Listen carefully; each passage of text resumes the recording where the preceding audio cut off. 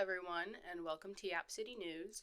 This is my very first video ever, and I'm really excited because Met Monday is my favorite day of the year. This video is extremely late. I got really held up with school, but this channel is just a place for me to put my thoughts on pop culture, without driving everyone around me crazy. So, welcome. If you enjoyed this video, please like and subscribe, and if you want to leave any feedback in the comments or have a conversation about the Met Gala, then I totally welcome that. So, let's get into it. Okay, so I've seen a lot of confusion about this online. The theme of the Met exhibit they have on display is Sleeping Beauty's Reawakening Fashion, and that's dedicated to preservation and the fragility of aged garments. On display are pieces that are so fragile that they can never be worn again, and some of the pieces are laid flat in the display cases that are like kind of like glass coffins because they're too delicate to even be put on mannequins for display in the exhibit. There's a sub-theme showcase with more modern pieces being shown, and those are being split into categories land, sea, and sky.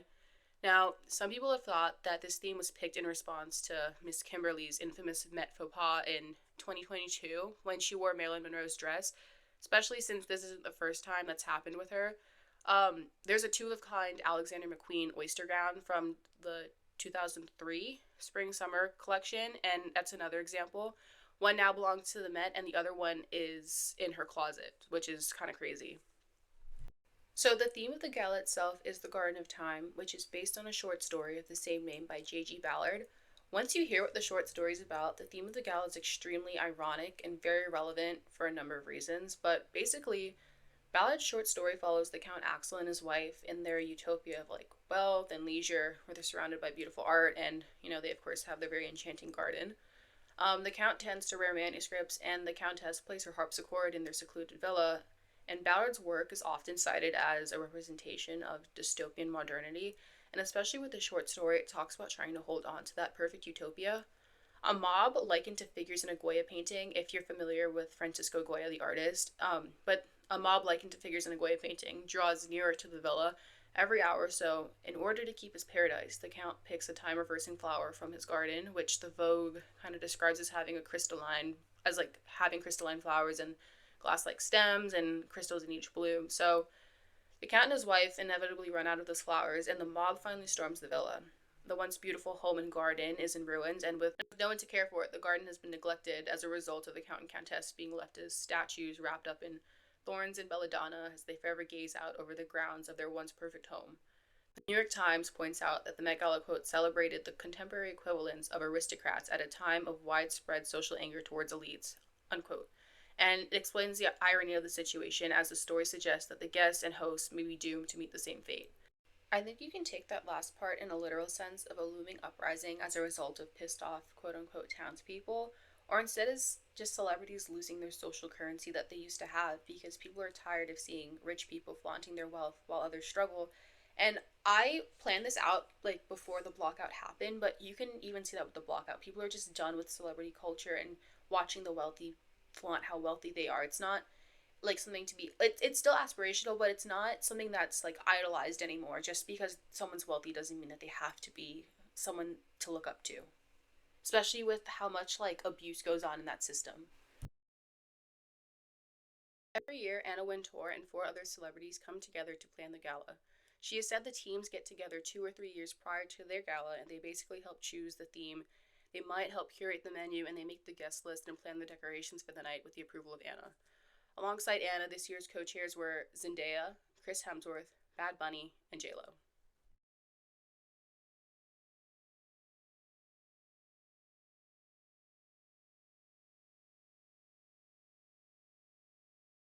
I have unfortunately been let down every year since the 2018 2019 galas. I think 2019 was camp and 2018 was Heavenly Bodies, but even though a lot of people were off theme for camp, I think that the looks that actually fit the dress code were so good that I can't diss the full year. But what will always upset me is all the potential that's there for these gala themes, and like every year, 95% of the attendees show up and their looks are a huge letdown. I mean, I personally really like pageantry and like the glamour of it all. Like I said before, like it's my favorite day of the year and I love fashion and I really like a good story. So, that being said, I wanted people to kind of tie in more elements of Ballard's story or make it some kind of commentary of their own. I didn't want like plain dresses. Most of the gala attendees play the Met very safe, even though I believe most of these themes call for something that's like a little campy and very extravagant. Like, if you're gonna take a risk, do it at the Met Gala. Don't do it like an Emmy show where like everyone's showing up in the same thing anyways. You know what I'm saying? Like something that's like more toned down red carpet event. But like haute couture, especially because this is the biggest night in fashion history, like don't come in something that can be worn to the Grammys or just any other award show. I'd even really like to acknowledge most of the men on the carpet because they're all boring. Chadwick Boseman consistently came in like really beautiful looks that were always on theme, and I typically like Alton Mason's looks, but that was unfortunately not the case this year. I don't even think I included him in the video because I was so bored. What I wanted to see was people try to create something that looked like decay or rot or something that's not like quote unquote pretty, but was still very fashionable and artistic. I literally cannot find any references like picture wise for that, but I hope you see my vision and like kind of understand what I'm getting at. I also wanted something to reference the glass flowers of the garden. I wanted different aspects of nature to be like the main focus of these pieces, and even if people wanted to play it safe, there was a way to do so without coming in like a regular white dress with a little flower on it. I really wanted to see the aftermath of the mob. I wanted pieces that looked and resembled weathered statues. I wanted to see something that was overgrown and pieces that were very literal to the garden and time. And I think we need to acknowledge that looks can be interpreted literally without being boring. And also, like, the darker elements would have been cool. I would have loved to see people's takes on, or like even like a high fashion Grim Reaper with like a pocket watch, if you like kind of see what I'm getting at. But there could have been social commentary weaved in through the thought process behind these pieces. And like I said before, so like I love a good story. So putting a lot of thought into a look, even if it flops, will give you points in my book, and I think it'll elevate it in some way because there is some effort there, and it's like you're making an attempt to understand the theme or like showing that you understand the theme, even if it wasn't executed properly. And I'm surprised some people didn't try to do something that directly involved like the social critique of the novel or even try to incorporate it into their explanation. But at the same time, I really understand why a lot of people probably didn't because it would kind of be in poor taste. I also couldn't find very many time themed haute couture pieces, but this cobwebbed hair, for example, is something I would really love to see. Also, like insects, moths, roaches, like things that eat away at the piece, or even fabric that looks eaten. You could even play into the whimsy of the garden prior to the mob overtaking it. The makeup was so underwhelming. I really wish people would have some more fun with their look. A basic smoky eye or a pink eyeshadow isn't really all out there. Like, do something to elevate it or switch it up a little. These are more examples of what I wanted from the garden aspect. I'm surprised no one did body paint or like some statuesque makeup. There was a lot of wasted potential for hair. Like, there was a lot that could have been done in general, but like the small details of it really could elevate a basic look. Even though the brothers Grimm and Aurora were not part of the theme, I would have loved some long, curly, or like wavy extensions iced out in tiny little white meadow flowers. These heels I was obsessed with, and the white dress next to them is the McQueen oyster dress that we were talking about earlier. Now, I don't want someone else to wear it. It's hailed as the most important dress of the 21st century, and there are only two of them, so I don't want another Marilyn situation or even another Kimberly oyster gown situation, which is what this is. But this is the look I love. It's aged and, but it's not aged, it looks aged and it looks like it's falling apart. Even though it's thick and it's heavy, the material is so delicate. I also really didn't want to see a bunch of random archival pieces that had nothing to do with the theme. Just because something's archival doesn't really make it part of the Garden of Time dress code. I was actually pleasantly surprised with the stairs this year, especially after last year's Colgate Nightmare. But I wished for a little bit more whimsy and like a fantasy garden, especially since the Garden of Time is supposed to be like an unreal utopia. And glass flowers to be used as little decorative pieces. I would have loved something like wisteria hanging from the ceiling, and a gate would have been a really cool detail from the story, like this one from the Dior 2005 spring runway. Okay, let's get into the looks themselves. There were so many of them that I can't put everything into this video because it's long enough as it is, but I pulled a lot to talk about regardless. It is not everyone though. Also, this is just my opinion. I don't mean any offense to the designer or the person wearing the pieces. I'm a 19-year-old girl with a lot of opinions. There's no hate in what I have to say. Also, I don't have any fashion credentials, so some of my opinions might be flops too. Firstly, we have Jennie Kim from Blackpink. She wore a custom Alaya piece that was inspired by the fall 2024 collection. I was hoping this was at the very least archival, but it's just plainly off theme, which sucks because I love the Chanel piece she wore for the 2023 Met. And I think she's cool. Like, it sucks to see cool people flop.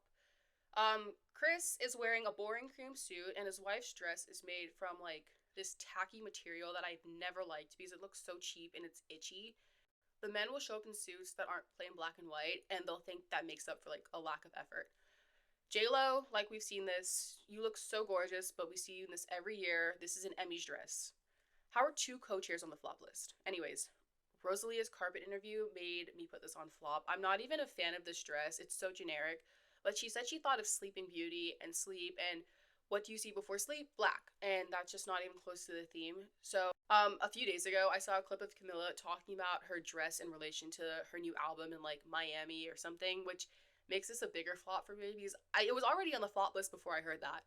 But I think her and Ariana came in pieces that just promote their new project. And I heard Ariana saying that it was a Glinda callback or something originally, but she is in my flop list because this is uninspiring. It's a silver dress with moth holes at the bottom. Like, that's not really what I wanted when I said moth eaten. I wanted something that, like, still looked old.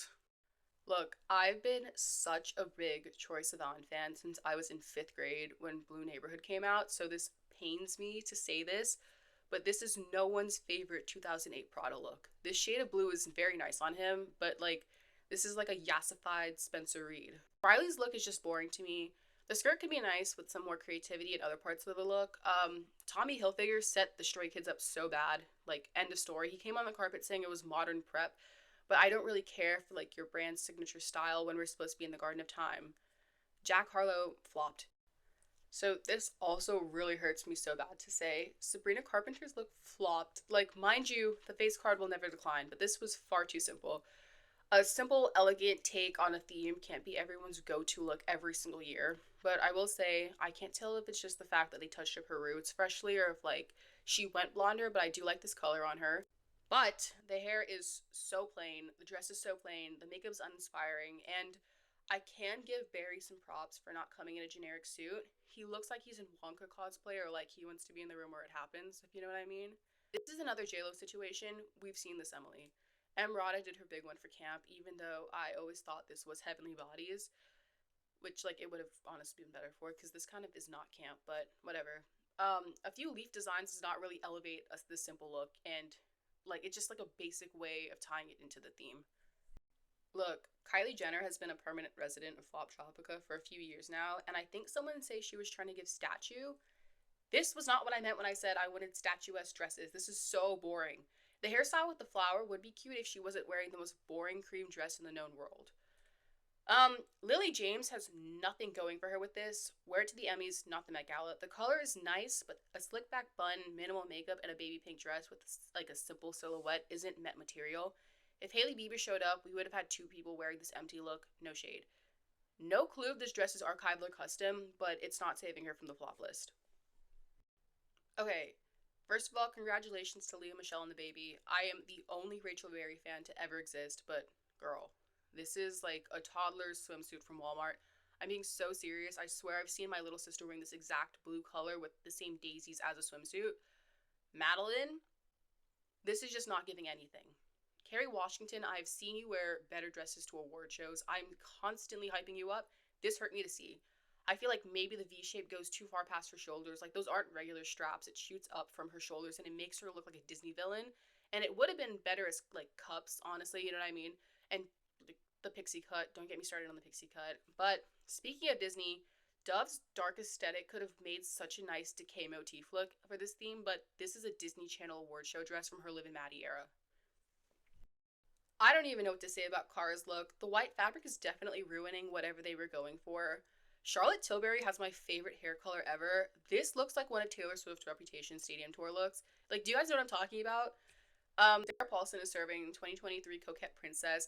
I have no idea what she was going for at this. Now, Rachel, I love Rachel dearly. This is a prom dress. I know she's referencing Marilyn. This is a Windsor prom dress. The color is gorgeous on her, but Cinna, like, we need you. Gracie's look would have fit the aesthetic of the 2023 gala better. Camilla's look is cute, but not for this theme. I think Kaya Gerber looks absolutely gorgeous. I love this dress so much and the hair, but this is not the event to wear it to. It's too simple, even if it is on theme. Now, no shade, but I've never seen Kelsey Ballerini serve something fierce. Then they gave John B. Rutledge a blowout and tried to replicate my favorite Shawn Mendes Met look from 2021. Okay, Iowa Debris is the queen of the world and can do no wrong. This is her first Met, and while the look is simple, she was on theme and took the garden literally. I like the pink blush on her. I almost wish the bottom was the whole dress. Oh, Rachel Sennett is also here, and she looked gorgeous. I don't think I put her in here, but I love both of them so much. Big bottoms fan, if you guys like bottoms. Um, Sydney Sweeney's look is throwing me off, but also not at the same time. Like, it's not the wig. I actually like the wig. I know a lot of people didn't. I did think she was Billie Eilish though, but maybe what's throwing me off is the gloves. I don't know. I like this color blue on her, especially with the hair, but there's something I'm not totally a fan of, and I have no idea what it is. I will say I think Sydney Sweeney is a good Mew Mew girl in theory, but I want her to like explore other houses. I think Mew Mew might be holding her back a little bit. I liked Nikki's look. This reminded me of Lana Del Rey's Norman Rockwell album cover because of like the painted aspects of it. I think her hair ruined it, and I think she needed to leave that mini purse with her assistant. I rarely like seeing bags with these looks. I actually think if Nikki had like a colored wig, I would have liked it better. The only reason Tiana Taylor is not in my smash hit category is because I'm tired of seeing platinum blonde hair. I think she looks like a version of the Countess. I love the shade of red. I love the flowers, but people need to start experimenting with like browns and copper hair colors instead of platinum. I actually really like Dua Lipa's red hair because it's not another bleach blonde era that everyone does. But if Tiana had like a chocolate brown hair with this look, I would have loved it more. Alexandra has the mossy, decaying, like ivy like look I wanted more of, but this look is so underwhelming and cheap. Like, I don't understand the random black bow with it. My sister had a Medusa costume that looked better than this. Donatella's dress is very nice. I think a different color would be better, and the waistline has been so overdone, especially this year. I didn't understand Rebecca's, and I'm giving her a pass because she did a big reveal, and I actually don't have anything to say about it. Like, I have nothing to say about it. Ariana thought the theme was Ariana. Like, she is not going in the flop category because this dress with the mother of pearl bodice is stunning. And I really like the eye look, but this does not connect to the story. I'm pretty sure she was trying to reference the actual Met exhibit itself and was going in the C category. But she also said that it was a nod to Glinda and that mother of pearl was her birthstone. And this is what I mean when I said that some people were coming in outfits that were to promote what they had going on. Like, she did not connect to the theme at all.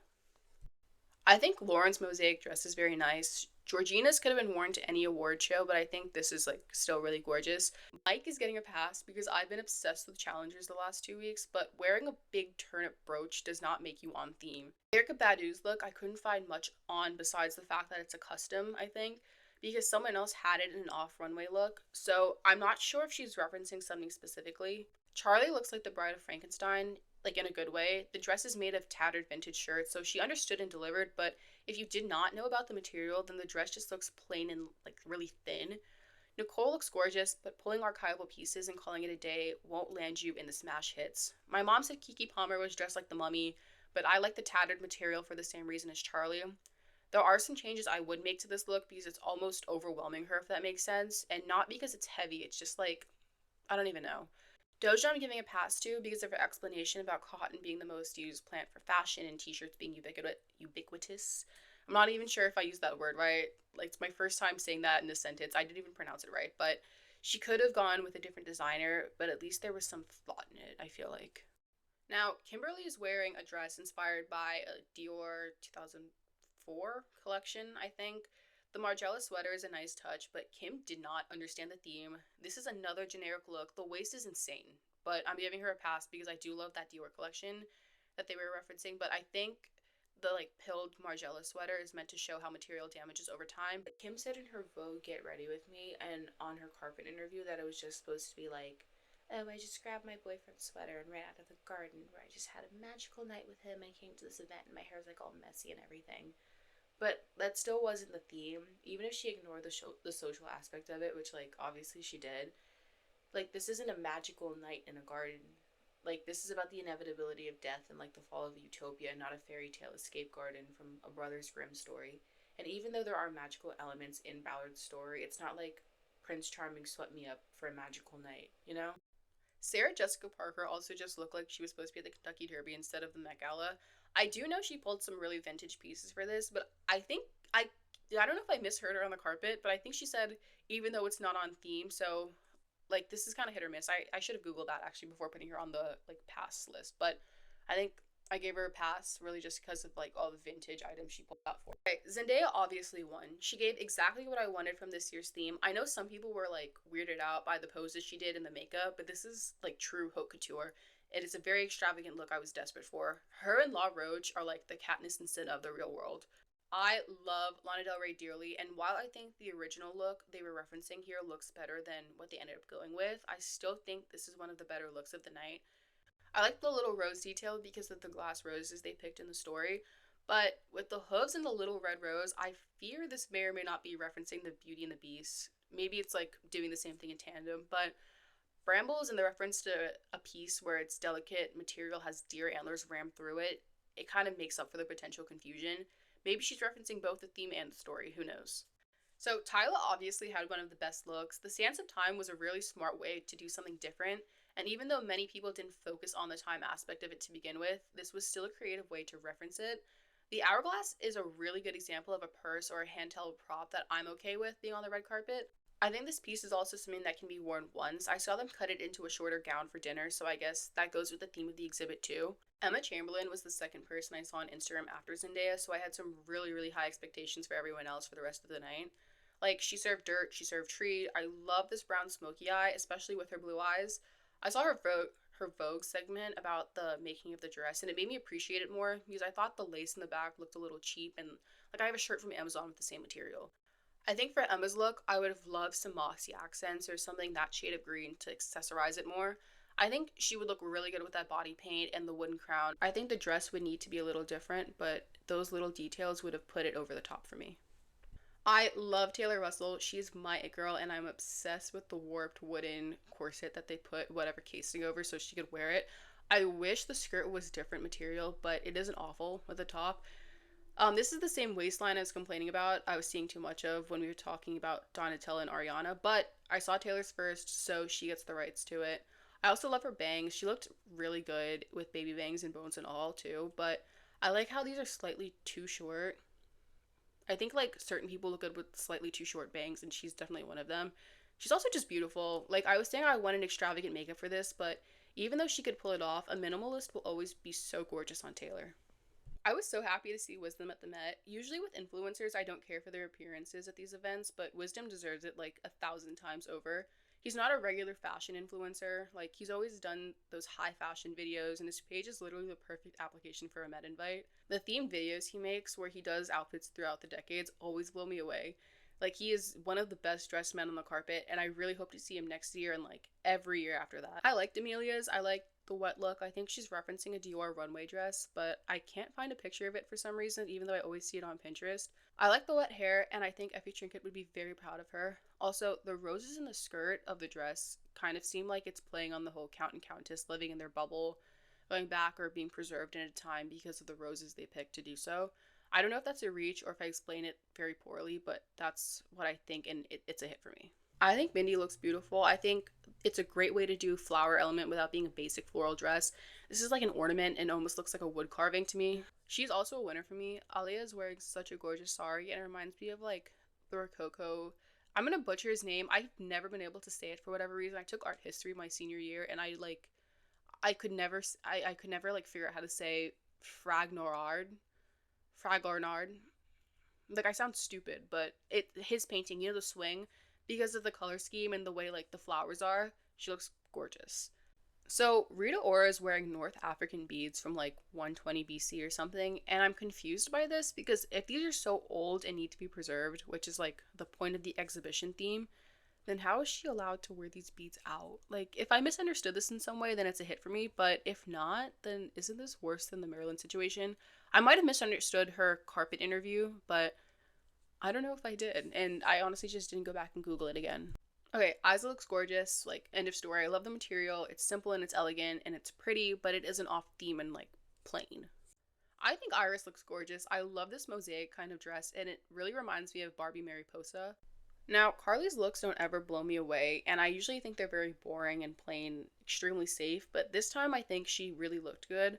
It's a floral dress with simple hair. I like the pinky makeup, and it looks like they used blush all over her face. I like the beading, and I think she gets a spot on the smash hits list, especially compared to some of the other looks. Chloe's a fashion it girl. I know she said she didn't really understand the theme, but I think she ended up pulling it off very well.